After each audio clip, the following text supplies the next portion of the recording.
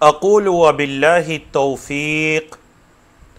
अल्हम्दुलिल्लाहिल मलिकिल जब्बारिल वाहिदिल क़ह्हार व अशहदु अल्ला इलाहा इल्लल्लाहु वहदहु ला शरीका लहु रब्बुस समावाति वल अर्दि व मा बैनहुमा अल अज़ीज़ुल गफ़्फ़ार व सल्लल्लाहु अलन नबिय्यिल मुस्तफ़ल मुख्तार व अला आलिहि व सहबिहिल अख़ियार। अम्मा बअद, रब्बि शरह ली सदरी व यस्सिर ली अमरी वहलुल उक़दतम मिन लिसानी यफ़क़हू क़ौली।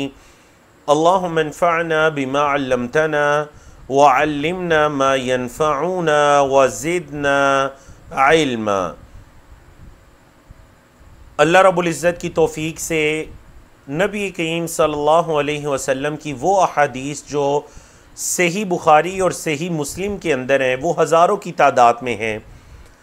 इस किताब के मुसन्निफ़ इमाम अब्दुल गनी अल मक़दसी रहमहुल्लाह, अल्लाह उनसे राज़ी हो, अल्लाह की रहमतें उन पर हों, उन्होंने एक बड़ा अजीम कारनामा सर अंजाम दिया कि सही बुखारी और मुस्लिम की अहादीस से कुछ अहादीस को निकाल कर 400 के करीब अहादीस को निकाल कर इस किताब उम्दतुल अहकाम के अंदर उनको जमा कर दिया।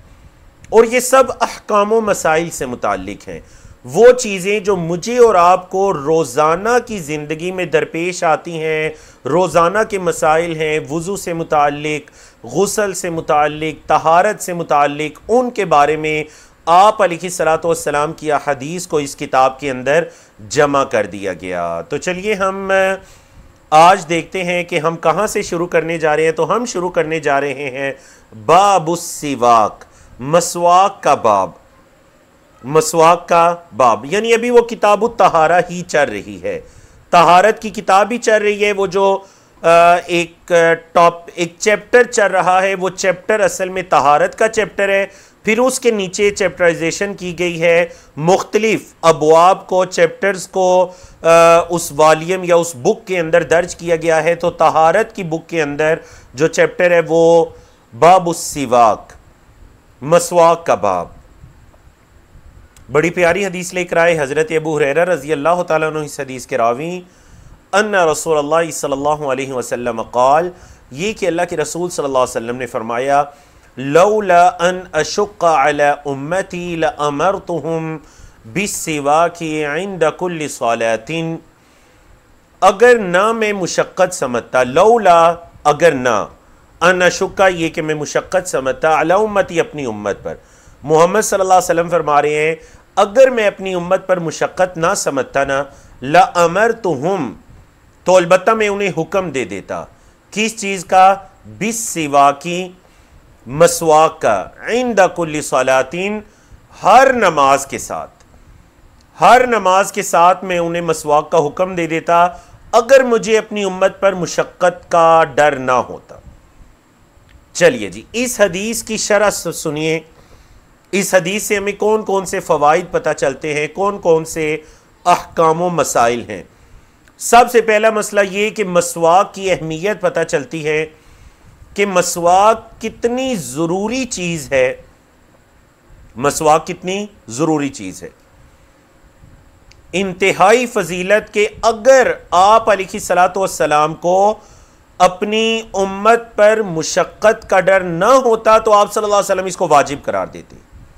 बोले आप सल्लल्लाहु अलैहि वसल्लम इसको वाजिब मतलब हुक्म दे देता अपनी उम्मत के लोगों को मसवाक का। कब? हर नमाज के साथ। जैसे नमाज के लिए वुज़ू लाजमी है, इस तरह नमाज के लिए मसवाक करना भी लाजिम हो जाता। लेकिन एक तो मसवाक की अहमियत और फजीलत पता चली, और दूसरा अल्लाह के रसूल सल्लल्लाहु अलैहि वसल्लम की अपनी उम्मत के साथ रहमत का मामला पता चला कि वमा अरसलनाका इल्ला रहमतल लिल आलमीन। ये आप अलैहिस्सलातु वस्सलाम की अपनी उम्मत पर रहमत है कि आप अलैहिस्सलातु वस्सलाम ने अपनी उम्मत पर मिसवाक को लाजिम करार नहीं दिया, हुक्म नहीं दिया कि हर नमाज के साथ मिसवाक करो। अगर हुक्म दे देते तो लाजिम हो जाता, लाजिम हो जाता तो खदशा था कि लोग कहीं मुशक्क़त में ना पड़ जाते। कैसे वो हर नमाज के साथ मसवाक का एहतिमाम करेंगे, तो ये आप अलैहिस्सलातु वस्सलाम की कमाल दर्जे की रहमत है। बाज़ उलमा ने एक बड़ा प्यारा मसला इससे अखज़ किया कि मसवाक का जो अजर सवाब है ना, वो वाजिब का अजर सवाब है। मतलब एक इंसान को किसी वाजिब को अदा करने से जितना अजर सवाब मिलता है ना, इतना अजर सवाब मिसवाक करने से मिलता है, अगरचे इसका करना मुस्तहब है। देखिए, शरीयत इस्लामिया ने जो काम हम पर लाजिम किए वो दो तरह के हैं, या तो वो वाजिब हैं या वो मुस्तहब्बात हैं। वाजिब इसके मुख्तलिफ नाम है, इसको फ़र्ज भी कह सकते हैं, वाजिब भी कह सकते हैं। मुस्तहब के मुख्तलिफ नाम है, मुस्तहब को मुस्तहब भी कहते हैं, सुन्नत भी कहते हैं, मंदूब भी कहते हैं, महमूद भी कहते हैं, पसंदीदा अमर है, मुस्तहब है। मतलब जिसकी नबी करीम सल्लल्लाहु अलैहि वसल्लम ने फजीलत तो बयान फरमाई लेकिन उसको लाजिम नहीं किया। लाजिम कर दिया तो वो वाजिब या फ़र्ज हो जाएगा, लाजिम नहीं किया तो वो मुस्तहब या सुन्नत है। तो मिसवाक ये हुक्म के एतबार से तो मुस्तहब है, लाजिम नहीं है, लेकिन अजर सवाब के एतबार से ये वाजिब के अजर सवाब को पाने वाली है। अल्लाह अकबर। तो देखिए ना, ये है नबी करीम सल्लल्लाहु अलैहि वसल्लम की उम्मत पर अल्लाह की रहमत। नबी करीम सल्लल्लाहु अलैहि वसल्लम की ये जितनी तशरीहात हैं, ये सब तशरीआत ये अल्लाह की तरफ से हैं। आप अलैहिस्सलातु वस्सलाम जो शरीयत बनाते ये अल्लाह की तरफ से थी। मिसवाक को वाजिब नहीं किया गया, ये अल्लाह की तरफ से आसानी है, नबी करीम सल्लल्लाहु अलैहि वसल्लम की तरफ से आसानी है। तो इस पर हमें अल्लाह का शुक्र अदा करना चाहिए और आप अलैहिस्सलातु वस्सलाम की इस अजीम सुन्नत मिसवाक पर अमल करना चाहिए। एक हदीस के अंदर आप सल्लल्लाहु अलैहि वसल्लम ने फरमाया, मिसवाक करने के दो फायदे हैं। अस्सिवाकु मित्हरतुन लिलफम, ये मुंह की सफाई का एक आला है, मुंह की सफाई का एक आला, एक चीज है मुंह की सफाई करने की। वह मर्दातुल लिर्रब, और रब की रजा को हासिल करने का सबब है। इसके दो फायदे होते हैं, एक तो इंसान का मुंह साफ होता है और दूसरा रब की रजा हासिल होती है। तो देखिए ना कितने प्यारे मिसवाक के दो फायदे हैं। चलिए मिसवाक की अहमियत में अगली हदीस पढ़ते हैं। हजरत हुज़ैफा बिन यमान रजी अल्लाह तआला अन्हुमा की रिवायत है, और चले देखते हैं आपका सहाबा के बारे में कितना नॉलेज है। पहले तीन लोगों का नाम लिया जाएगा, कमेंट्स के अंदर, चैट के अंदर जवाब दीजिए कि हजरत हुज़ैफा बिन यमान को क्या एजाज हासिल था जो इनके अलावा किसी सहाबी को हासिल नहीं था। हजरत हुज़ैफा बिन यमान का लक़ब क्या था या उन्हें क्या एजाज हासिल था। क़ाला, कहते हैं, कान नबी सल्लल्लाहु अलैहि वसल्लम, थे अल्लाह के नबी सल्लल्लाहु अलैहि वसल्लम, इज़ा क़ाम मिनल लैली, जब रात को वो उठते, यशू सुफ़ाहु बिस्सिवाक, आप अलैहिस्सलातु वस्सलाम अपने मुंह को मिसवाक के साथ मला करते या साफ किया करते। अल्लाह के रसूल सल्लल्लाहु अलैहि वसल्लम जब रात को उठते तो बाद में कहा यशूसु का मतलब है पानी के साथ बहाना, मतलब मिसवाक को तर करके मुंह में मारा करते या मुंह को गीला करके मिसवाक को इस्तेमाल किया करते। जैसा कि नीचे इस किताब के मुसन्निफ रहमहुल्लाह ने भी माना कर दिया कि यशूसु मानाहु यग़सिलु, यशूसु का माना है धोना, तो अपने मुंह को धोते मिसवाक के साथ। युकालु कहा जाता है शासहु यशूसुहु व मासहु यमूसुहु।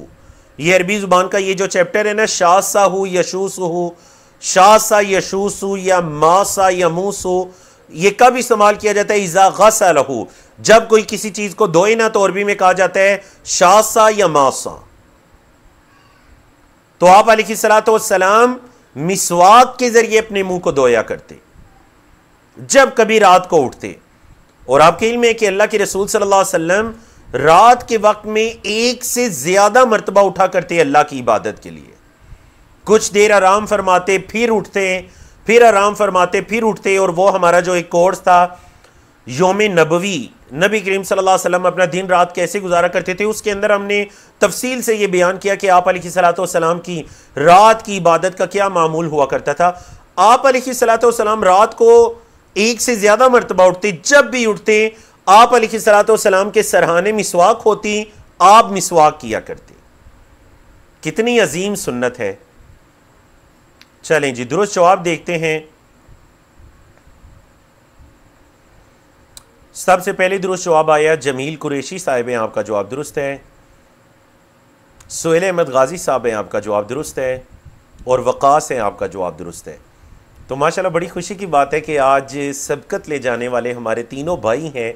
माशाल्लाह माशाल्लाह, अल्लाह आप सबको इस्तिकामत अता करे। वैसे अक्सर हमारी जो अखवात हैं, बहनें हैं, वो सबकत ले जाती हैं, लेकिन आज माशाल्लाह तीनों भाई हैं, जमील कुरैशी साहब, सुहेल अहमद गाजी साहब, वकास, तीनों सबकत लेके दुरुस्त जवाब देने में। हज़रत हुज़ैफ़ा बिन यमान को ये फ़जीलत हासिल है कि वो साहिबु सिर्र रसूलिल्लाह सल्लल्लाहु अलैहि वसल्लम, राजदान रसूल सल्लल्लाहु अलैहि वसल्लम, अल्लाह के रसूल सल्लल्लाहु अलैहि वसल्लम के राजदान थे। मुनाफिकीन के नाम, क़यामत की निशानियाँ और फ़ितन के बारे में बहुत सी हदीस हज़रत हुज़ैफ़ा से मरवी हैं, जो और किसी सहाबी को राज नहीं पता थे, वो हज़रत हुज़ैफ़ा को पता थे। हत्ता कि कुछ राज ऐसे थे जो हज़रत अबू बकर सिद्दीक़, हज़रत उमर फ़ारूक के भी इल्म में नहीं थी, और वो हज़रत हुज़ैफ़ा के इल्म में। तो ये इनको ख़ास फ़जीलत हासिल है। चलिए जी, बारकल्लाहु फ़ीकुम। माशाल्लाह 30 से ज़्यादा लोगों की तरफ से दुरुस्त जवाब मौसूल हुए चैट के अंदर। अल्लाह आप सबको जज़ाए खैर अता करे। अगली हदीस की तरफ आते हैं। मसवाक की अहमियत को जानिए। उम्मुल मोमिनीन, मेरी और आपकी माँ सिद्दीक़ा ताहिरा तय्यबा हज़रत आयशा रज़ी अल्लाह तआला अन्हा की रिवायत है। क़ालत, कहती हैं, दाखला अब्दुर्रहमान इब्न अबी बकरिन, अब्दुर्रहमान बिन अबू बकर दाखिल हुए। तो बताइए हज़रत अब्दुर्रहमान बिन अबू बकर का हज़रत आयशा के साथ क्या रिश्ता था। वो दाखिल हुए अला नबी सल्लल्लाहु अलैहि वसल्लम, नबी करीम सल्लल्लाहु अलैहि वसल्लम पर, यानी आप अलैहिस्सलातु वस्सलाम के पास तशरीफ़ लाए। कब की बात है, या हज़रत आयशा तब क्या कर रही थी। व अना, पहले तर्जमा सुनिए फिर हम शरह की तरफ आते हैं। बड़ी प्यारी हदीस है। व अना मुस्निदतुहु इला सदरी, और मैं आप अलैहिस्सलातु वस्सलाम को टेक लगवाए हुए थी, इला सदरी, अपने सीने के साथ। मैं अपने सीने के साथ आप अलैहिस्सलातु वस्सलाम को टेक लगाए हुए थी। व मआ अब्दुर्रहमान सिवाकुन रतबुन, हज़रत अब्दुर्रहमान के पास एक ताज़ा मिसवाक थी। रतबुन कहते हैं तर, जो ताज़ा खजूर होती है ना, दरख्त से उतरी हुई, उसको भी तमरुन रतबुन कहते हैं कि ये रतब है। तो सिवाकुन रतबुन, तर मिसवाक थी, मतलब ताज़ा मिसवाक थी। यस्तन्नु बिही, वो उस मिसवाक को कर रहे थे। फ़अबद्दहु रसूलुल्लाह सल्लल्लाहु अलैहि वसल्लम बसरहु, आप अलैहिस्सलाम ने गौर से उस मिसवाक को देखा, या हज़रत अब्दुर्रहमान को मिसवाक करते हुए देखा। हज़रत आयशा फरमाती हैं, फ़अख़ज़्तु सिवाका, मैं समझ गई, मैंने उनसे मिसवाक को पकड़ा। फ़क़दिमतुहु फ़तय्यबतुहु, मैंने उस मिसवाक को चबाया, चबाकर उसे और अच्छा कर दिया, और नरम कर दिया, अच्छा कर दिया।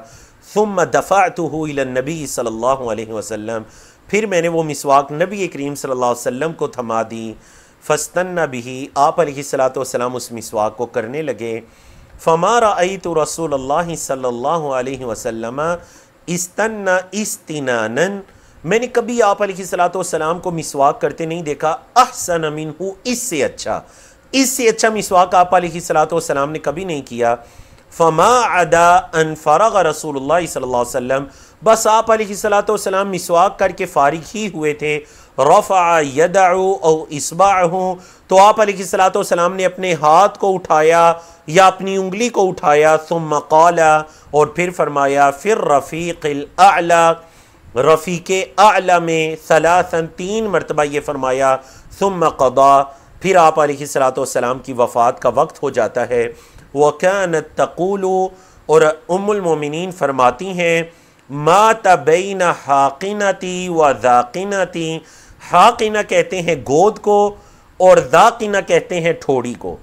तो हज़रत आयशा फरमाती हैं कि अल्लाह के रसूल सल्लल्लाहु अलैहि वसल्लम फोत हुए मेरी गोद और मेरी ठोड़ी के दरमियान, मेरी गोद और मेरी ठोड़ी के दरमियान अल्लाह के रसूल सल्लल्लाहु अलैहि वसल्लम फोत होते हैं। ये तो एक रिवायत के अल्फाज थे। वफ़ी रिवायत वफ़ी लफ्ज़िन, एक लफ्ज़ के अंदर ये अल्फाज हैं, मतलब लफ्ज़ हदीसिन, हदीस के लफ्ज़ क्या हैं। फ़राअयतुहु यंज़ुरु इलैहि, मैंने आप अलैहिस्सलातु वस्सलाम को देखा, आप मिसवाक को देख रहे थे। व अरफ़्तु अन्नहु युहिब्बु सिवाका, मैंने जान लिया कि आप अलैहिस्सलातु वस्सलाम मिसवाक को बहुत पसंद करते हैं। फ़क़ुल्तु, तो मैंने कहा आख़ुज़ुहु लका, ए अल्लाह के रसूल सल्लल्लाहु अलैहि वसल्लम, क्या ये मैं मिसवाक आपको दे दूँ? फ़अशारा बिरअसिही, आप अलैहिस्सलातु वस्सलाम ने अपने सर से इशारा किया। अन्नाम, फरमाया हाँ आयशा मुझे दे दो। वलफ्ज़ुल बुखारी, ये जो है ना, ये लफ्ज़ुल बुखारी, ये सही बुखारी के अल्फाज हैं। वली मुस्लिमिन नहवुहु, और सही मुस्लिम के अल्फाज भी इसी जैसे हैं। आते हैं हदीस की शरह की तरफ। 3 लोग जिन्होंने दुरुस्त जवाब दिए, सबसे पहले सबकत ले जाने वक़ास हैं, बिनते ख़तीब हैं और मिसबाह हैं, सिस्टर मिसबाह, सिस्टर बिनते ख़तीब और वक़ास मश, तीनों के जवाब बिल्कुल दुरुस्त हैं कि उम्मुल मोमिनीन हज़रत आयशा सिद्दीक़ा रज़ी अल्लाह ताला अन्हा और हज़रत अब्दुर्रहमान रज़ी अल्लाह ताला अन्हु, इनका आपस में रिश्ता भाई बहन का रिश्ता था, क्योंकि अब्दुर्रहमान जो है हज़रत अबू बकर सिद्दीक़ के बेटे थे। बारकल्लाहु फ़ीकुम। अब देखिए हदीस की शरह की तरफ आते हैं। एक तो ये है कि भाई बहन के घर में आ रहा है, तो हमारे मुआशरे के अंदर ख़ास कर बरे सगीर पाको हिंद के अंदर जो नाउज़ुबिल्लाह ये मशहूर है ना कि भाई बहनों के घरों में नहीं जाते, वालिद बेटियों के घरों में नहीं जाते, वहाँ से कुछ खाते पीते नहीं है, तो ये सब जहालत की बातें हैं। बेटियों के घरों में जाइए, भाई बहनों के घरों में जाएं, खाएं पिएं, बैठें, टाइम गुजारें, इसमें कोई हर्ज वाली बात नहीं है। हमारे मुआशरे में जो इसको मायूब समझा जाता है, तो ये मायूब नहीं है, क्योंकि हज़रत अब्दुर्रहमान हज़रत आयशा के घर में आए, नबी करीम सल्लल्लाहु अलैहि वसल्लम के घर में आए। अगर ये मायूब होता तो कभी भी आप अलैहिस्सलातु वस्सलाम की मौजूदगी में भाई बहन के घर में ना आता।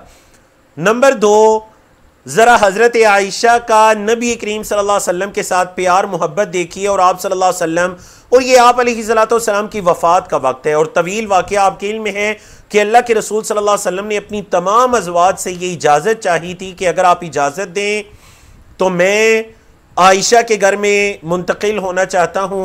तो नबी करीम सल्लल्लाहु अलैहि वसल्लम हज़रत आयशा के घर में मुंतकिल हो जाते हैं, और हुजरा आयशा जो है ना, वो आज तक अल्लाह के रसूल सल्लल्लाहु अलैहि वसल्लम उसी हुजरे के अंदर हैं। आप अलैहिस्सलातु वस्सलाम की जो कब्र मुबारक है वो उसी हुजरे के अंदर है जहाँ पर आप सल्लल्लाहु अलैहि वसल्लम फौत हुए थे, हुजरा आयशा रज़ी अल्लाह ताला अन्हा। तो ये मेरी और आपकी माँ का मुकाम है, जिसे अल्लाह रब्बुल इज़्ज़त ने क़यामत तक के लिए शरफ अता कर दिया। सही बुखारी मुस्लिम की यह हदीस है कि अल्लाह के रसूल सल्लल्लाहु अलैहि वसल्लम की वफ़ात के वक्त भी आप उम्मुल मोमिनीन हज़रत आयशा की गोद मुबारक के अंदर सर रखे हुए थे। अल्लाहु अकबर। दूसरा देखिए, ज़ौजा सालिहा, ज़ौजा सालिहा क्या है? ज़ौजा सालिहा, ज़ौजा सालिहा ये है कि जो अपने खामन के इशारों को भी समझे। अब अल्लाह के रसूल सल्लल्लाहु अलैहि वसल्लम ने कोई मिसवाक मांगी नहीं, सिर्फ मिसवाक की तरफ देखा। तो ज़ौजा सालिहा, नेक बीवी की यह निशानी है कि खामन का देखना भी उसके लिए काफ़ी होता है।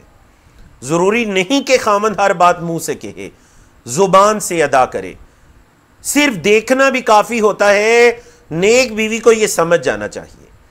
मेरी और आपकी माँ फौरन समझ जाती हैं कि आप अलैहिस्सलातु वस्सलाम मेरे भाई अब्दुर्रहमान की तरफ देख रहे हैं, वो मिसवाक कर रहे हैं। एक हदीस के अल्फाज के पूछा, क्या मैं आपको दूं? आखुदुहु लका। और एक हदीस के अल्फाज के अंदर के उनसे पकड़कर नरम करके चुबा कर नबी करीम सल्लल्लाहु अलैहि वसल्लम को दे दी। क्यों? क्योंकि उम्मुल मोमिनीन जानती थी कि बीमारी के अय्याम हैं, आप अलैहिस्सलातु वस्सलाम कमज़ोरी की हालत में हैं, शायद के मसवाक को चबा कर नरम ना कर सकें। तो उम्मुल मोमिनीन ने क्या किया जी? फ़क़दिमतुहु फ़तय्यबतुहु, और उसको अच्छा कर दिया, चबाया, नरम कर दिया। मतलब उस मिसवाक के साथ उम्मुल मोमिनीन हज़रत आयशा का लुआब भी लग जाता है जो मिसवाक नबी करीम सल्लल्लाहु अलैहि वसल्लम ने करनी थी। तो देखिए, ये है मियाँ बीवी का आपस में ताल्लुक। ये नबी करीम सल्लल्लाहु अलैहि वसल्लम हमें सिखा कर गए हैं। हज़रत आयशा फरमाती हैं, मेरे अय्याम चल रहे होते थे और मैं कभी किसी गोश्त के टुकड़े को लेकर जहां से उसको खाया करती, नबी करीम सल्लल्लाहु अलैहि वसल्लम मेरी मोहब्बत में उस गोश्त के टुकड़े को लेकर वहीं से खाया करते जहां से मैंने खाया। अल्लाहु अकबर, अल्लाहु अकबर। तो ये आप अलैहिस्सलातु वस्सलाम की खूबसूरत इज़्दिवाजी ज़िंदगी है जिसका इजहार क्या है, हमें अहदीस के अंदर मिलता रहता है। और दूसरा देखें, आप अलैहिस्सलातु वस्सलाम जब भी रात को उठते मिसवाक करते, एक हदीस के अंदर है घर में दाखिल होते तो आप अलैहिस्सलातु वस्सलाम मिसवाक करते। ये मौका है जब इंसान का आखिरी वक्त करीब आ जाता है तो यकीन जानिए कि उसे अच्छी अच्छी बातें भूल जाती हैं, लेकिन अल्लाह के रसूल सल्लल्लाहु अलैहि वसल्लम का इस मौके पर भी मिसवाक करना, और दीगर हदीस से पता चलता है कि अल्लाह के रसूल सल्लल्लाहु अलैहि वसल्लम मतलब किस कैफियत से गुजर रहे थे। कभी आप अलैहिस्सलातु वस्सलाम अपना हाथ मुबारक पानी में डालते, अपने चेहरे पर हाथ फेरते और फरमाते इन्ना लिल मौति सकरात, मौत की सख्तियां हैं, मौत के सकरात हैं। उस हालत के अंदर भी आप अलैहिस्सलातु वस्सलाम को मिसवाक करने की फिक्र है। अल्लाह के फरिश्ते आने वाले हैं, तो दीगर हदीस के अंदर आता है ना कि जो तुम में से लहसुन वगैरह इस्तेमाल करे वो मसाजिद के अंदर ना आए। क्यों? फ़इन्नल मलाइकत ततअज़्ज़ा मिम्मा यतअज़्ज़ा मिन्हु अन्नास, क्योंकि लोगों को जिस बदबू वगैरह से तकलीफ होती है ना, अल्लाह के फरिश्तों को भी वैसे ही तकलीफ होती है। तो जो कोई लहसुन प्याज वगैरह खाए, मतलब कच्चा जिससे स्मेल आती है, वो हमारी मसाजिद के करीब ना आए, क्योंकि फरिश्ते मसाजिद के अंदर होते हैं और उन्हें तकलीफ होती है। तो अल्लाह के रसूल सल्लल्लाहु अलैहि वसल्लम का जो आखिरी वक्त करीब है, आप अलैहिस्सलातु वस्सलाम शायद उसी की तैयारी कर रहे हैं मसवाक की, और उम्मुल मोमिनीन फरमाती हैं कभी मैंने आप अलैहिस्सलातु वस्सलाम को इतना अच्छा मिसवाक करते नहीं देखा जितना कि उस मौके पर आप अलैहिस्सलातु वस्सलाम ने किया। और ये जो अल्फाज फरमाए ना, फिर रफीक़िल आला, रफीक़ुल आला से क्या मुराद है? अन्नबिय्यीन वस्सिद्दीक़ीन वश्शुहदा वस्सालिहीन, ये है सबसे आला रफाकत, अंबिया, सिद्दीकीन, शुहदा, सालिहीन, और इन सब से बढ़कर अल्लाह रब्बुल इज्जत का साथ। तो उलमाए किराम के नजदीक जो आप अलैहिस्सलातु वस्सलाम ने वफात से कबल ये अल्फाज कहते फिर रफीक़िल आला, ये दर हकीकत अल्लाह के रसूल सल्लल्लाहु अलैहि वसल्लम को इख्तियार दिया जा रहा था दुनिया के दरमियान और रफीक़िल आला, उस आला रफाकत के दरमियान। तो आप अलैहिस्सलातु वस्सलाम ने बिला झिझक किसको मुंतखब फरमाया? अर रफीक़िल आला को। 3 मरतबा अल्लाह के रसूल सल्लल्लाहु अलैहि वसल्लम ने वफात से कबल ये अल्फाज कहे। और दीगर अहादीस से जो तफसीली अहादीस है, क्योंकि यहां तो मौजू मिसवाक का चल रहा है ना, दीगर तफसीली हदीस से पता चलता है कि अल्लाह के रसूल सल्लल्लाहु अलैहि वसल्लम ने उस मौके पर यह भी ताकीद फरमाई, और शायद वो हदीस आगे हमारी किताब में आ भी रही हैं। आप अलैहिस्सलातु वस्सलाम ने फरमाया अस्सला अस्सला व मा मलकत ईमानुकुम, नमाज नमाज और उन लोगों का ख्याल रखना जो तुम्हारे ताबे हैं, जो तुम्हारे मातहत हैं। अपने मातहतों का ख्याल रखना और नमाज का ख्याल रखना।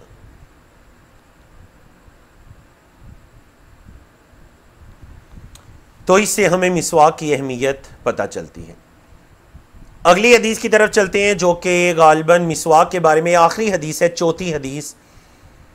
हज़रत अबू मूसा, चलिए बताइए हज़रत अबू मूसा की निस्बत क्या थी? ये जो साहबी हैं हज़रत अबू मूसा, इनकी निस्बत क्या थी? देखते हैं।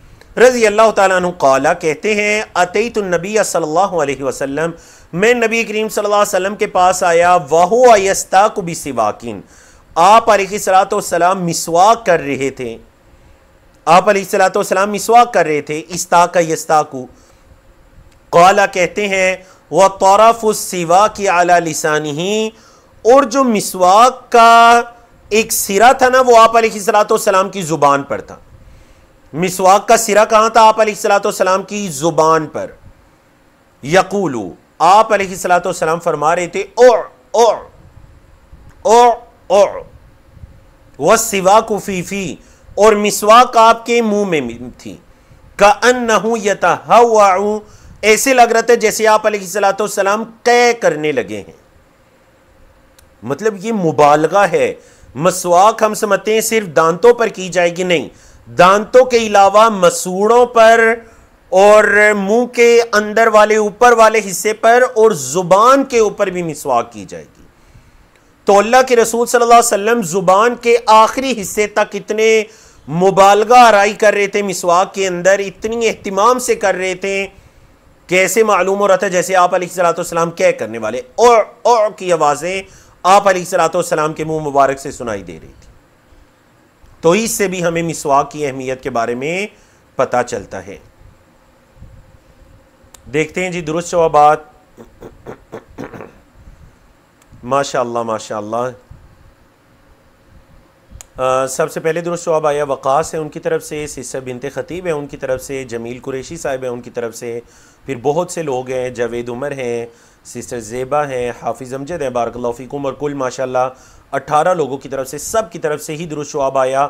और वो जवाब है अबू मूसा अल अशअरी रज़ियल्लाहु अन्हु। अबू मूसा अल अशअरी। चलिए जी, मिसवाक का चैप्टर मुकम्मल हुआ। अगले चैप्टर की तरफ चलते हैं और वो चैप्टर है बाबुल मस्ही अलल खुफ़ैन। खुफ़ैन पर मसा करने का बाब। खुफ़ैन का मतलब मोज़े, मोज़ों पर मसा करने का बाब। अरबी जुबान के अंदर खुफ कहते हैं चमड़े के साथ पाँव को जो डांपा जाता है टखनों समेत, उसे अरबी जुबान के अंदर खुफ कहते हैं। और दूसरा लफ्ज़ जो इस्तेमाल होता है इसके लिए वो जौरब है, जिसे हम उर्दू में जराब कहते हैं। जौरब, जौरबैन, वो जो कपड़े या ऊन की बनी हुई होती हैं उसे जौरबैन कहते हैं। हजरत मुगीरा बिन शुअबा रज़ी अल्लाह तआला अन्हु की रिवायत है, काला कहते हैं कुन्तु मअन नबी सल्लल्लाहु अलैहि वसल्लम, मैं नबी करीम सल्लल्लाहु अलैहि वसल्लम के साथ था, फी सफ़रिन, एक सफ़र में। हज़रत मुगीरा बिन शुअबा क्या फरमाते हैं, मैं एक सफ़र में नबी करीम सल्लल्लाहु अलैहि वसल्लम के साथ था। फ़अहवैतु, मैं झुका। क्यों झुका? लिअन्ज़िया खुफ़ैही, ताकि मैं अल्लाह के रसूल सल्लल्लाहु अलैहि वसल्लम के मोज़े उतारूं। मतलब आप अलैहिस्सलाम वुज़ू कर रहे हैं। अब जब वुज़ू करने के लिए ज़ाहिर बात है पाँव को भी धोना पड़ेगा, पाँव को धोना पड़ेगा तो पाँव में तो मोज़े हैं। तो मैं झुका कि मैं आप अलैहिस्सलाम के मोज़े उतारूं ताकि अल्लाह के रसूल सल्लल्लाहु अलैहि वसल्लम अपने पाँव मुबारक धो सकें। फ़क़ाला, तो आप अलैहिस्सलाम ने फरमाया दअहुमा, ए मुगीरा दअहुमा, इन्हें छोड़ दीजिए, इन दोनों मोज़ों को छोड़ दीजिए। फ़इन्नी अदखलतुहुमा ताहिरतैन, मैंने इन दोनों में पाँव को दाखिल किया था इस हालत में कि वो ताहिर थे। मेरे दोनों पाँव तहारत की हालत में थे। क्या मतलब? मतलब मैंने वुज़ू की हालत में मोज़े पहने थे। फ़मसह अलैहिमा, तो अल्लाह के रसूल सल्लल्लाहु अलैहि वसल्लम ने उन मोज़ों पर मसा किया। अल्लाह के रसूल सल्लल्लाहु अलैहि वसल्लम ने उन मोज़ों पर क्या किया? मसा किया। आप अलैहिस्सलाम ने उन्हें उतारा नहीं बल्कि उन पर मसा कर लिया।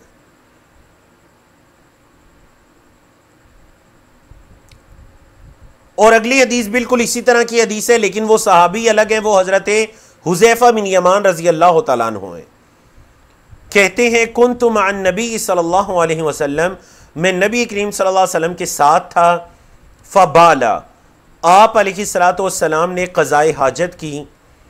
व तवद्दअ, और वुज़ू किया। व मसह अलल खुफ़ैन, और आप अलैहिस्सलाम ने अपने मोज़ों पर मसा किया। मुख्तसर, मतलब ये हदीस यहाँ मुख्तसर जिक्र है, तवील हदीस के अंदर एक पूरा वाक़या है सफ़र का, यहाँ पर मुख्तसर हदीस जिक्र है। तो अल्लाह के रसूल सल्लल्लाहु अलैहि वसल्लम ने मोज़ों पर क्या किया? मसा।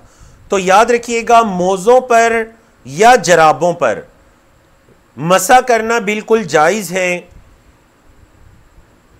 दो शुरूत के साथ। पहली शर्त यह है कि इंसान ने ये वो मोजे या जराबें वुजू की हालत में पहनी हो। नंबर 2, वो मोजे या जराबें उसके पूरे कदम को ढांपने वाली हों।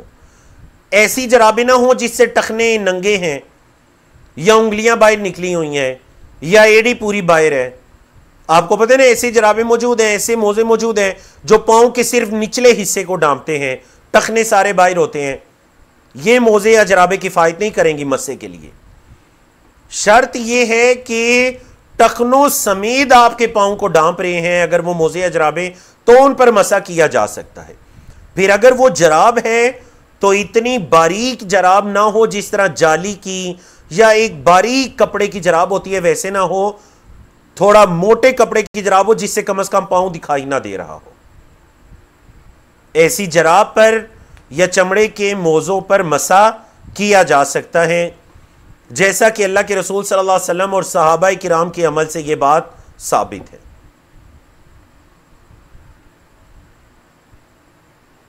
तो ये खुफैन पर मसा करने के बारे में 2 अहादीस थी।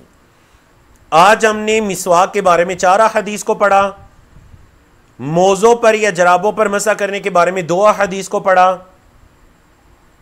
ठीक है जी। अब हम पढ़ने जा रहे हैं बाबुन फिल मदी, लेकिन उससे पहले एक सवाल है। सवाल यह है कि अहादीस की 3 किस्में हैं। नबी करीम सल्लल्लाहु अलैहि वसल्लम की अहादीस 3 तरह से हैं, या कौली है या फ़िअली है या तकरीरी। तो बताइए ये वाली जो हदीस आपके सामने लिखी हुई है, ये तीनों में से किस किस्म से ताल्लुक रखती है? ये वाली हदीस किस किस्म से ताल्लुक रखती है? माशाअल्लाह,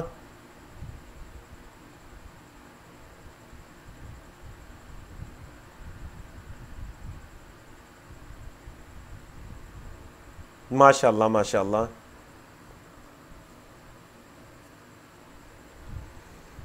बड़ा दिलचस्प है क्योंकि 2 तरह के जवाब आ रहे हैं माशाअल्लाह।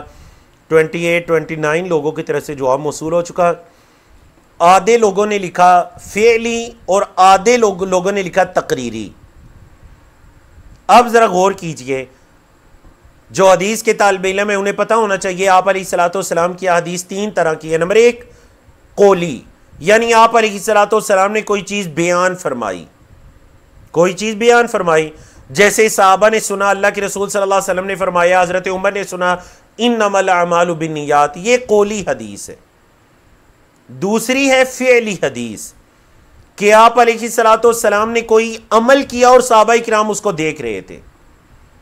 और तीसरी है तकरीरी हदीस कि आप अलैहिस्सलाम के सामने कोई काम किया गया और आप अलैहिस्सलाम ने उस पर खामोशी इख्तियार की। तो ये भी हदीस के हुक्म है। क्यों?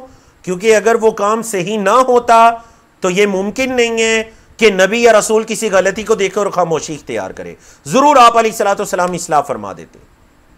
समझ आ गई ना आपको? तो ये हदीस आप बताएं क्या हुई? जिन लोगों ने तकरीरी लिखा जवाब दुरुस्त नहीं है, ये हदीस है फ़िअली, क्योंकि आप अलैहिस्सलाम खुद एक अमल कर रहे हैं, मसा कर रहे हैं, सहाबा किराम देख रहे हैं। ऐसे ही है जी, बाला व तवद्दा व मसह अलल खुफ़ैन। तो इस एतबार से ये क्या होगी? ये हदीस फ़िअली हदीस कहलाएगी। बोले ये हदीस क्या कहलाएगी? फ़िअली हदीस कहलाएगी। चलिए जी, अब आते हैं बाबुन फिल मदी व गैरिही, मदी के बारे में। इन्नल्लाह ला यस्तही मिनल हक़, अल्लाह रब्बुल इज़्ज़त हक बात से नहीं शर्माता। हक जो भी है, जैसा भी है, मेरे और आपके जिस्म से उसका ताल्लुक है, मेरे और आपकी तहारत से उसका ताल्लुक है, उसको बयान करना चाहिए। उसको बोले बयान करना चाहिए। इंसान की शर्मगाह से जो भी मादे वगैरह निकलते हैं वो मुख्तलिफ तरह के हैं। या तो पेशाब वगैरह निकलेगा, आअज़्ज़कुमुल्लाह, आपके इल्म में है वो नजस है, बाज़ औक़ात क़ज़ाए हाजत के बाद कुछ कतरात वगैरह निकलते हैं जो ज़रा सफ़ेद गाढ़े कलर के कतरात होते हैं। अरबी ज़ुबान में उसको कहते हैं अलवदियु। बोले अरबी में क्या कहते हैं उसको? अलवदियु। और वो भी नजस है, उनका हुक्म भी, बाद लोगों को ये बीमारी होती है, क़ज़ाए हाजत के जब उठते हैं तो महसूस होता है कुछ कतरात निकल रहे हैं, उसको अरबी में क्या कहते हैं? अलवदियु, वाओ दाल या वदियुन, और ये भी नजस है। नंबर 3, जो मनी वगैरह निकलती है इंसान के जिस्म से, इंसान जब हम बिस्तरी वगैरह करता है इहतिलाम वगैरह की सूरत में। और नंबर 4, ये जो बाब है अलमदयू, इंसान के जिस्म की हरारत या शहवत की वजह से जो कतरात वगैरह निकलते हैं मर्द को या औरत को, उसको अरबी में क्या कहते हैं? अलमदयू। तो ये बाब है मदी के बारे में, वह गैर ही और उसके अलावा भी। तो पता चला इस बाब के अंदर सिर्फ मजी जो शहवत की हालत में निकलती है, सिर्फ उसकी अहदीस को नहीं बयान किया जाएगा बल्कि दीगर अहदीस को भी बयान किया जाएगा, क्योंकि वह गैर ही, मजी के अलावा भी दीगर चीजें हैं। हदीस किन की है? हजरत अली बिन अबी तालिब रजी अल्लाह तआला अन्हु की। गुज़िश्ता दिनों एक क्लिप सामने आया जिसके अंदर एक साहिब फरमा रहे थे कि हजरत अली से और हजरत हुसैन से कोई हदीस मरवी नहीं है। हालांकि नऊज़ बिल्लाहि मिन ज़ालिक, हजरत अली, हजरत हसन, हजरत हुसैन, अगर इन तीनों की हदीस को लेना तो 1000 से ज्यादा हदीस ये बाप बेटे रिवायत करते हैं। तो ये नऊज़ बिल्लाह इंतहाई बोहतान है कि उनसे कोई हदीस मरवी नहीं है। ये हदीस भी हजरत अली रिवायत कर रहे हैं। काला कहते हैं कुन्तु रजुलन मज़्ज़ाअन, मैं एक ऐसा शख्स था जिसकी मजी बहुत ज्यादा निकलती थी। जिस्म की हरारत या शहवत की वजह से जो मादा निकलता है शर्मगाह से, मजी वगैरह मेरी बहुत ज्यादा निकलती थी। अल्लाह अकबर। हजरत अली रजी अल्लाह तआला अन्हु, जिन्हें अल्लाह ने कुव्वत से भी नवाजा था, वो शुजा भी थे, वो बहादुर और कवी भी थे, कहते हैं फस्तहयैतु अन असअल रसूलुल्लाह सल्लल्लाहु अलैहि वसल्लम, मैंने शर्म की कि मैं अल्लाह के रसूल सल्लल्लाहु अलैहि वसल्लम से ये सवाल करूं। मुझे ये हया आई कि मैं अल्लाह के रसूल सल्लल्लाहु अलैहि वसल्लम से ये सवाल करूं। और आगे वजह भी बयान करते हैं कि क्यों मुझे हया आई, अगरचे नहीं आनी चाहिए थी, क्योंकि ये तहारत का मसला है, इसके बारे में जानना लाजिम है, लेकिन मुझे हया क्यों आई? लिमकान इब्न अतीही, उनकी बेटी की जगह की वजह से, क्योंकि मैं उनका दामाद था। तो जाहिर बात है मुझे ही पूछते हुए शर्म आई। फ़अमरतुल मिक़दाद इब्न अस्वद, तो हज़रत अली फरमाते हैं मैंने अपने दोस्त मिक़दाद बिन अस्वद को हुक्म दिया। फ़सअलहु, तो हज़रत मिक़दाद ने जाकर सवाल पूछा।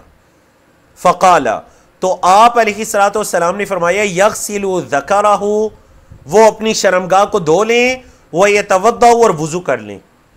तो पता चला ये जो कतरात हैं ये भी नजस हैं, क्योंकि इनसे शर्मगाह का धोना भी लाजिम आता है, स्तंजा वगैरह करना लाजिम आता है, वह यतवद्दअ, और वुज़ू भी लाजिम आ जाते। तो पता चला ये नाक़िज़े वुज़ू है, इससे वुज़ू टूट जाता है इन कतरात के निकलने से।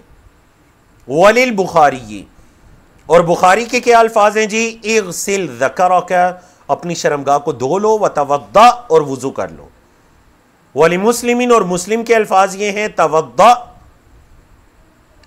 वुज़ू कीजिए, वंदिह फरजका, और अपनी शर्मगाह पर पानी को छिड़क लीजिए। वुज़ू कीजिए और शर्मगाह पर पानी को छिड़क लीजिए।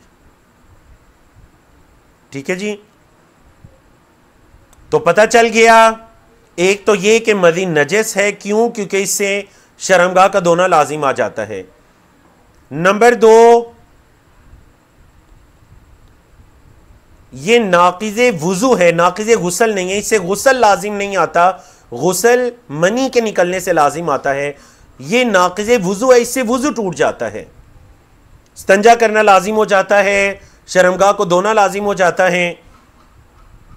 अब देखें मसला ये, अक्सर लोग पूछते भी हैं कि जी कतरात वगैरह तो निकले, लेकिन जब स्तंजा वगैरह का मरहला आया या वुजू का मरहला आया तो वो खुश्क हो चुके थे, कपड़ों पर लगे, लेकिन अब पता नहीं चल रहा कि कहां लगे।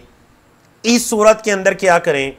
अगर तो कपड़ों पर वो दिखाई दे जाए तो उस जगह को धो लिया जाए, और अगर लिबास पर वो दिखाई नहीं दे रहे या टांगों पर या जहां शर्मगाह के दाएं बाएं लग चुके हैं दिखाई नहीं दे रहे, तो फिर इंसान को चाहिए कि वो अपने हाथ में चंद कतरात पानी ले और अपनी टांगों या शर्मगाह के दाएं बाएं उस जगह पर या उस लिबास पर उन कतरात को छिड़क ले।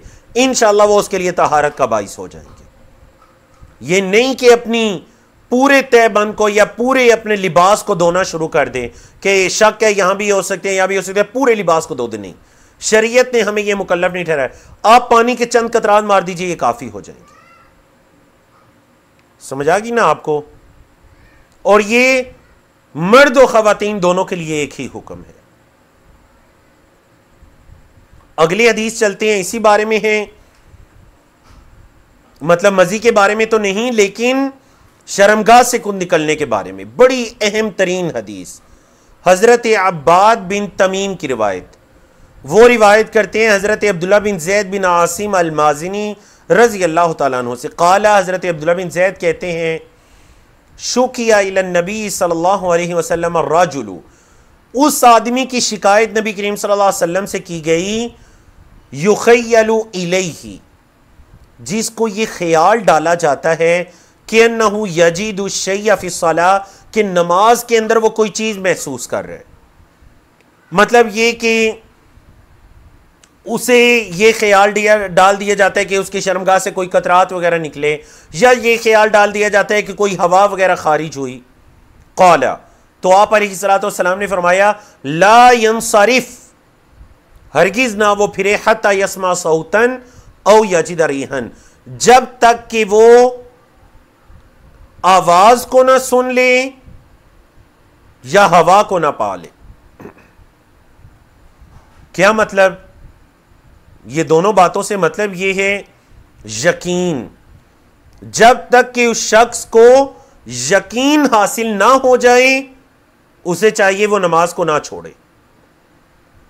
बाज़ औक़ात शैतान का यह भी वसवसा होता है कि वो नमाज की हालत में एक शख्स के पास आकर ये कहता है कि आपकी हवा खारिज होगी, या दिल में ये ख्याल डालता है या आपके कतरात खारिज होंगे, ताकि उसकी नमाज को खराब कर सके।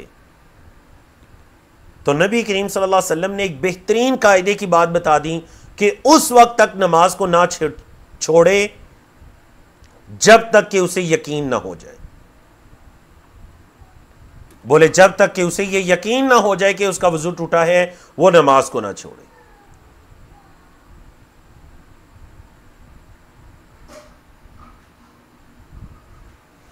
यहां पर एक बड़ा जरूरी मसला है कि देखिए, दो बातें हैं, एक है यकीन और एक है शक।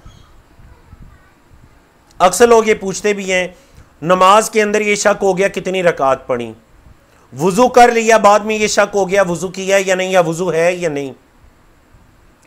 नबी करीम सल्लल्लाहु अलैहि वसल्लम ने एक हदीस में इतना बेहतरीन इसका कायदा बता दिया ना। आप अलैहिस्सलाम ने फरमाया, जिसको ये शक हो जाए कि उसने 3 रकात पढ़ी हैं या 4 रकात पढ़ी हैं, तो उसे चाहिए कि फल यतरही शक का, शक को दूर फेंके, वल यबनी अलल यकीन, और यकीन पर बुनियाद रखे। उसे चाहिए कि शक को परे मारे और यकीन पर अपनी नमाज की बुनियाद रख ले। समझा कि ना आपको? क्या मतलब यकीन पर बुनियाद रख ले? हदीस मुबारका का मतलब यह है कि देखें, एक शख्स ने वुजू किया, वुजू करने के बाद नमाज का वक्त होया, अब उसे यह याद नहीं आ रहा कि उसका वुजू टूटा है या नहीं। उससे यह पूछा जाएगा कि आपको वुजू करना याद है या नहीं। वो कहेगा हाँ ये तो याद है कि मैंने किया था, अब ये नहीं याद आ रहा कि टूटा है या नहीं। तो देखिए, एक चीज है यकीनी और वो है वुजू का करना, एक है शक कि टूटा है या नहीं। तो बुनियाद किस पर रखी जाएगी? यकीन पर। और ये जो शक है ना कि टूटा है या नहीं, इसको छोड़ दिया जाएगा। यकीन यह है कि किया है और है। समझ आ गई आपको? यह मतलब है यकीन पे बुनियाद रखे शक को छोड़ दे। अब इस हदीस को ले लीजिए रकात के साथ। एक शख्स नमाज पढ़ रहे हैं, उसे यह नहीं पता चल रहा कि उसने 3 रकात पढ़ी या 4 पढ़ी। देखिए 3 या 4 में से एक चीज यकीनी है और दूसरी का शक है। यकीनी क्या है कि 3 तो पढ़ी है ना, 3 से कम तो नहीं ना। 3 का यकीन है, चौथी के बारे में शक है, तो शक को छोड़ दीजिए, यकीन पे बुनियाद रखिए। 3 पे ही बुनियाद रख लीजिए, चौथी पढ़ लीजिए। समझ आ गई ना आपको? तो अगर हम इस कुलिये को अपनी जिंदगी के अंदर लेकर आइए ना, तो यकीन जानिए एक बेहतरीन रूल है, एक कायदा है। हम अक्सर यकीनी चीजों को छोड़कर शक के पीछे अपने अमाल को, अपनी अखलाकियात को, अपनी जिंदगी को बर्बाद कर देते हैं। बाज औकात मियां बीवी को जो एक दूसरे पर शक हो जाता है, यकीन पर बुनियाद रखिए, शक को छोड़ दीजिए।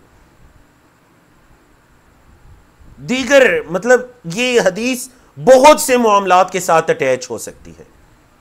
जो जिस चीज पर आपका यकीन है उस पर बुनियाद रखिए, शक को परे मारिए।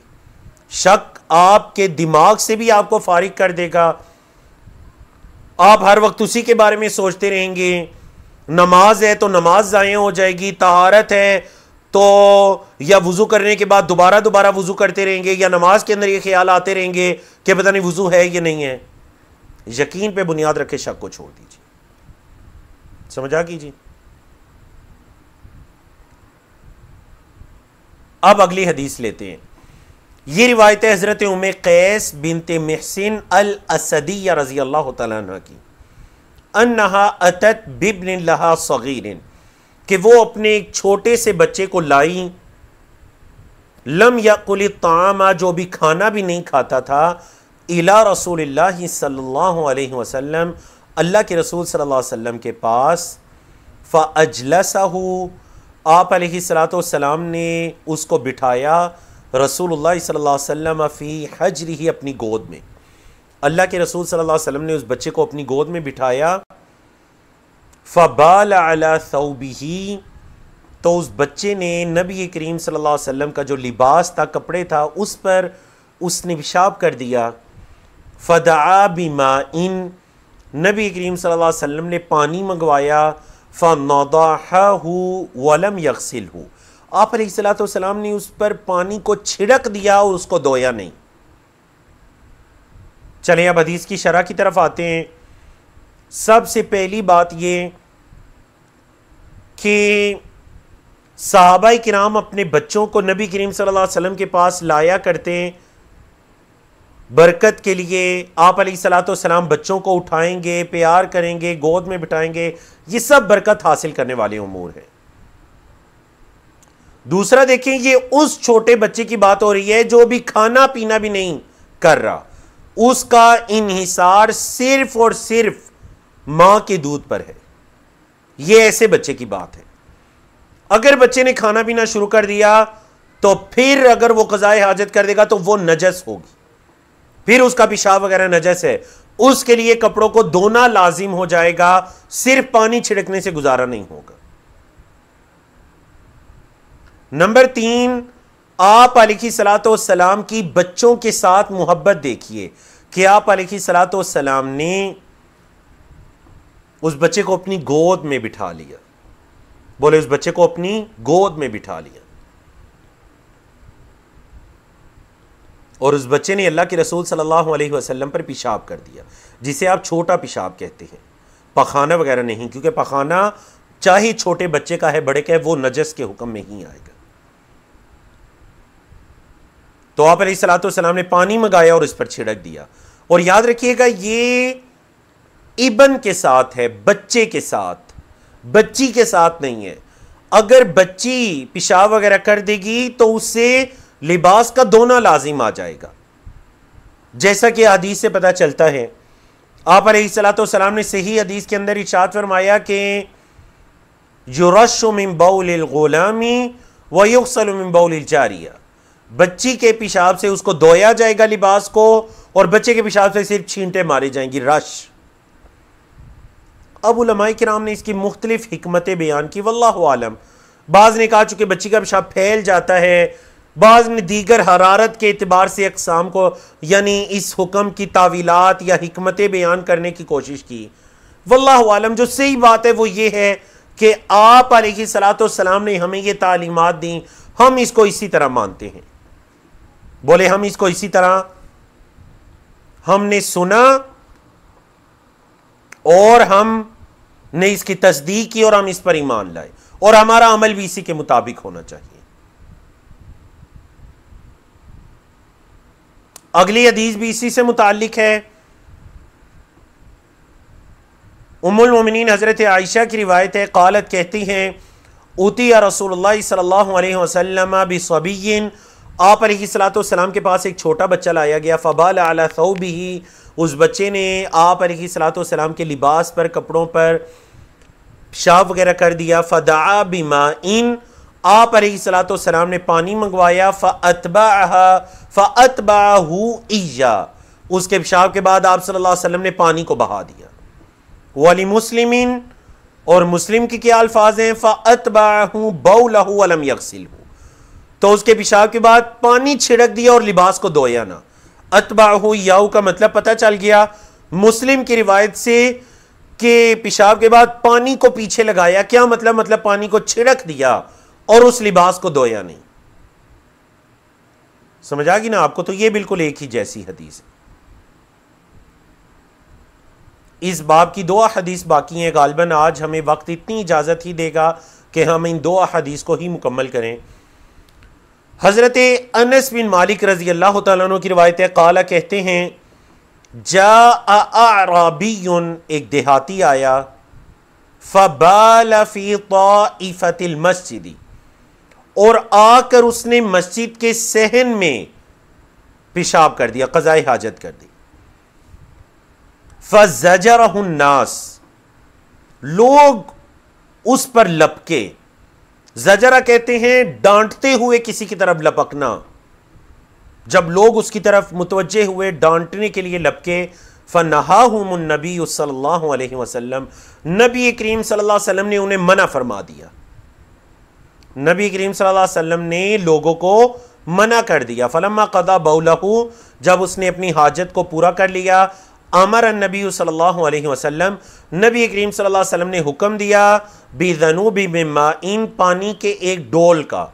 ज़नूब अरबी ज़ुबान में अगर ज़ाल पर पेश लगाई ना ज़ुनूब, तो वो ज़ंब उनकी जमा हो जाएगा, उसका मतलब हो जाएगा गुनाह।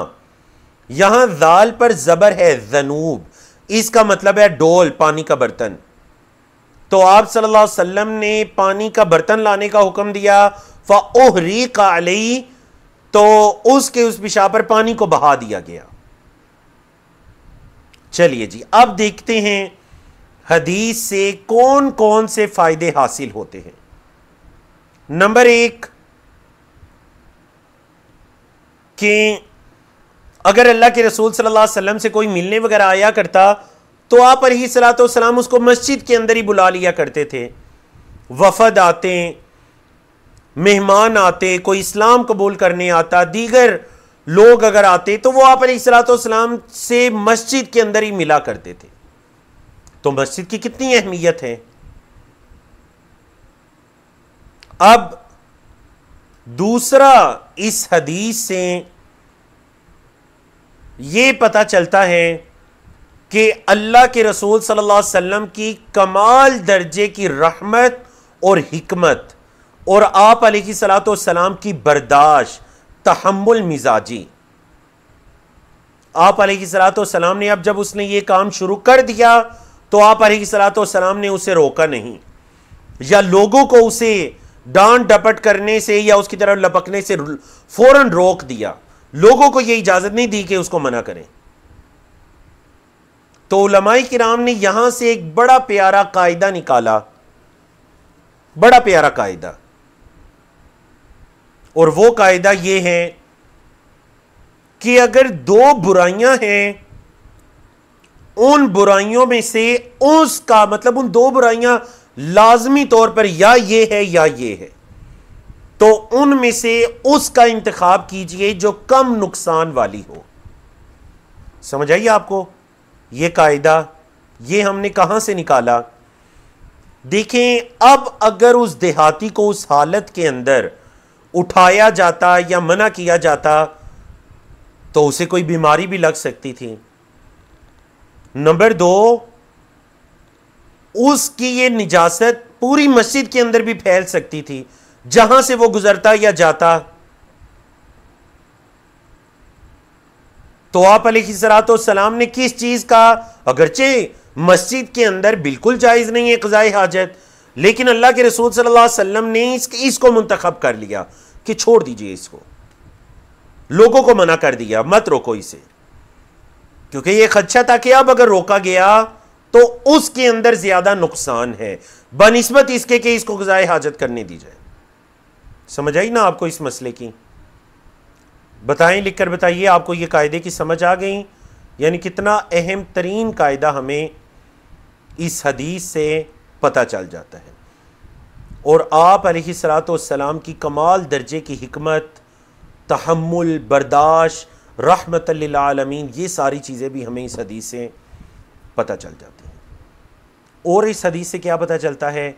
इस हदीस से ये पता चलता है कि जो पानी है ना, वो हर तरह की नजासत के लिए तहारत है। अगर कोई नजासत है भी, उसके ऊपर अगर पानी बहा दिया जाए तो वो उस जगह को पाक साफ कर देती है। समझ आ गई? इससे ज्यादा कुछ करने की जरूरत नहीं है। ये नहीं कि अब अल्लाह के रसूल सल्लल्लाहु अलैहि वसल्लम के ज़माने में वो जो मट्टी का फर्श हुआ करता था, अब ये नहीं कि इस मट्टी को निकाल कर बाहर जाकर फेंक कर आओ, बल्कि ये है कि पानी को बहा दो। पानी तहारत का बाइस है। बोले पानी क्या है? इस नजासत के लिए तहारत का बाइस है, क्योंकि कुरान मजीद के अंदर जो पानी की सिफ्त आई है ना, वो है माअन तहूरा। तहूर अरबी जुबान में कहते हैं कि जो चीज खुद भी पाक हो और दूसरे को पाक करने वाली हो। तो पानी ना सिर्फ ताहिर है बल्कि मुताहिर है। ताहिर मतलब खुद से भी पाक, और मुताहिर मतलब दीगर नजास्तों से भी पाक करने वाला। तो अगर क़ज़ाए हाजत के टाइम ये कतरात इंसान के जिस्म पर लग जाते हैं, जमीन पर लग जाते हैं, लिबास पर लग जाते हैं, तो आप अलैहिस्सलाम ने तहारत का तरीका बता दिया, उस पर पानी को बहा दीजिए। बस इससे ज्यादा कोई मुबालगा राय ना कीजिए। आखिरी हदीस की तरफ चलते हैं। हमारा ये बाब मुकम्मल हो रहा है जी। बाबुन फिल मज़ी व गैरिही, मज़ी और इसके अलावा दीगर जो उमूर हैं। आन अबी हुरैरा रज़ियल्लाहु अन्हु, हज़रत अबू हुरैरा रज़ियल्लाहु तआला अन्हु कहते हैं, समिअतु नबी सल्लल्लाहु अलैहि वसल्लम, मैंने नबी करीम सल्लल्लाहु अलैहि वसल्लम को सुना, यक़ूलु, आप फरमा रहे थे, अल फितरतु खम्सुन, 5 चीज़ें फितरत में से हैं। फितरत में से हैं जो सिर्फ हमारी इस शरीयत मुहम्मदिया में नहीं बल्कि पिछली शरीयतों से चली आ रही हैं। वो 5 चीज़ें कौन सी हैं? नंबर 1, अल खितान, खतने करवाना। जब बच्चा पैदा हो तो 7वें दिन उसका खतना करवाना, यह अल्लाह के रसूल सल्लल्लाहु अलैहि वसल्लम की सुन्नत है। जैसा कि अल्लाह के रसूल सल्लल्लाहु अलैहि वसल्लम ने हज़रत हसन और हज़रत हुसैन रज़ियल्लाहु तआला अन्हुमा के साथ मामला किया। तो अल खितान, खतने करवाना, यह फितरती अमल है। तो जो नहीं करवाते मतलब वो जो नेचर है ना, फितरत उससे हटे हुए हैं। नंबर 2, वल इस्तिहदाद, इस्तिहदाद किसको कहते हैं? हदीद को इस्तेमाल करना, लोहे को इस्तेमाल करना। जेरे नाफ बालों के लिए लोहे को इस्तेमाल करना, जेरे नाफ बालों को मूंडना, उनको खत्म करना, इसे कहते हैं इस्तिहदाद। जेरे नाफ बाल मर्द और खवातीन दोनों के लिए जेरे नाफ बालों को मूंडना, यह भी क्या है? यह भी फितरती अमल है। वक़स्सु शारिबी, मूंछों को छोटा करना। कहां से छोटा करना? होठों के ऊपर से छोटा करना। अरबी जुबान में शारिब कहते हैं, ये जो इंसान के लिप्स है ना, होठ, इसके ऊपर वाले जितने भी ये बाल हैं ना, ये शारिब कहलाते हैं। शारिब का लफ्जी मतलब होता है अरबी जुबान के अंदर पीने वाला, और इसकी जमा आती है शवारिब। मूछों के लिए शवारिब का लफ्ज भी आया हदीस में। तो मूछों को कहा गया पीने वालियां या पीने वाला, तो मूछों को शवारिब क्यों कहा गया? क्योंकि जब कोई इंसान पानी वगैरह पीता है ना, तो अगर उसके ये बाल कटे हुए ना हो तो पीने में ये भी शरीक हो जाते हैं, पानी वगैरह इन्हें भी मस करता है। इस वजह से इन्हें शवारिब कहा जाने लगा। इनको छोटा करना, कस मतलब ये होठों के ऊपर से उतारना, इनको छोटा करना। वह तकलीमुल अज़ाफिरी, नाखून तराशना, हाथ के भी और पांव के भी। वह नतफुल इबित, वह नतफुल इब्ती, और जेरे बगल बालों को उखेड़ना। नत्फ कहती हैं उखेड़ना, जेरे बगल बालों को उखेड़ना। अगरचे बड़ा मुश्किल अमल है उखेड़ना, तो इस वजह से लोग इसके लिए भी लोहा वगैरह इस्तेमाल कर लेते हैं, लेकिन हदीस के अंदर जो अल्फाज है ना, उखेड़ना। वल्लाहु आलम, उलमाए किराम ने हिकमत ये बयान की कि अगर इन बालों को उखेड़ा जाए तो चूंकि वो जड़ समेत निकलते हैं, तो कुछ अरसे के बाद ये बाल बिल्कुल खत्म हो जाते हैं। वल्लाहु आलम। अब देखें, ये सारे उमूर फितरत में से, और दीगर हदीस के अंदर 10 चीजें आती हैं और इनके अंदर बाकी चीजें भी शामिल हो जाती हैं। अब जो जेरे नाब बाल हैं उनकी मुद्दत कितनी है? सही मुस्लिम की हदीस से पता चलता है कि नबी करीम सल्लल्लाहु अलैहि वसल्लम ने नाखूनों के लिए, जेरे नाब बालों के लिए 40 दिन की मुद्दत को मुकर्रर किया, और जेरे बगल बाल, नाखून, जेरे नाब, जेरे बगल बालों के लिए, जेरे नाब, जेरे बगल और नाखून तीनों के लिए जो मुद्दत मुकर्रर की वो 40 दिन है।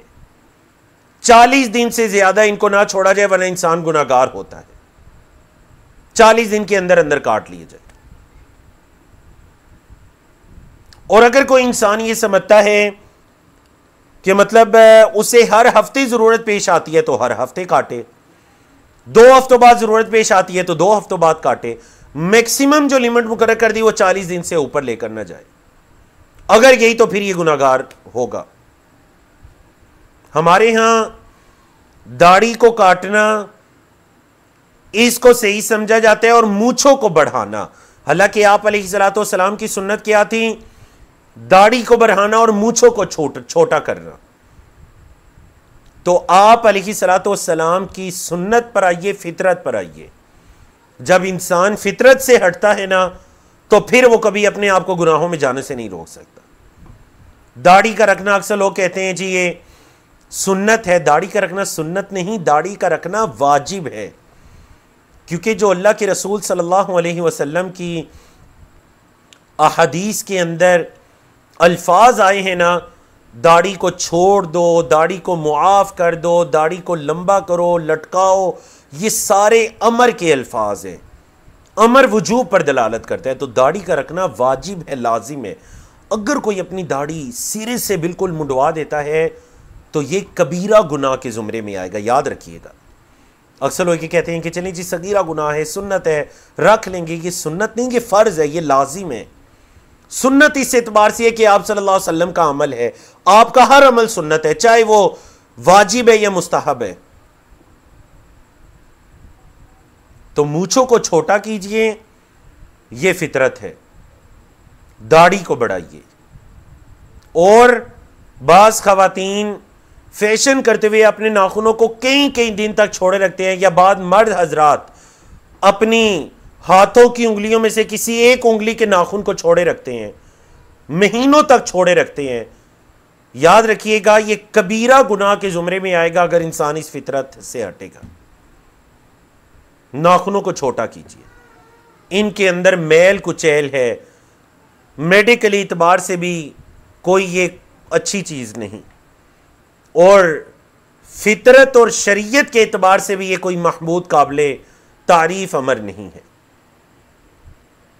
अल्लाह हमें अमल की तौफीक अता करे। सवाल ये आया, क्योंकि सवाल बहुत इंतहाई अहम है और इस मौजू से मुतालिक है, तो यहीं पर इसको मुकम्मल करके सेशन को मुकम्मल करते हैं। सवाल ये है कि ज़ेरे नाब बाल कहाँ तक काटे जाएं? तो याद रखिएगा, मर्द और ख़वातीन के लिए अल्लाह रब्बुल इज़्ज़त ने ज़ेरे नाब बालों की एक डायरेक्शन बनाई है, वो वी शक्ल की डायरेक्शन। शर्मगाह से ऊपर जो वी शक्ल की एक डायरेक्शन बनाई है, ज़ेरे नाब बाल वही कहलाएंगे। बाज लोग जो ये तकल्लुफ करते हैं ना कि वो कहते हैं भाई जहां तक शर्मगाह छुएगी सारे हिस्से के बाल काटे जाएंगे, नहीं, टांगों के बाल भी काटना शुरू कर देते हैं। तो ये तकलीफ माला युताक है, ये अपने आप को ऐसी चीजों का मुकल्लफ ठहराना है जिसकी इंसान ताकत भी नहीं रखता। ज़ेरे नाफ बाल, नाफ के निचले हिस्से के बाल काटे जाएंगे। किसी हदीस के अंदर किसी जगह पर टांगों का जिक्र नहीं मिलता। शर्मगाह के दाएं बाएं से और उस हिस्से से बाल काटे जाएंगे, लेकिन टांगों वगैरह से बाल नहीं उतारे जाएंगे। वल्लाहु आलम, वो जगह बिल्कुल एक उसकी शेप बनी हुई है जो ज़ेरे नाफ है, उसी के बाल काटे जाएंगे।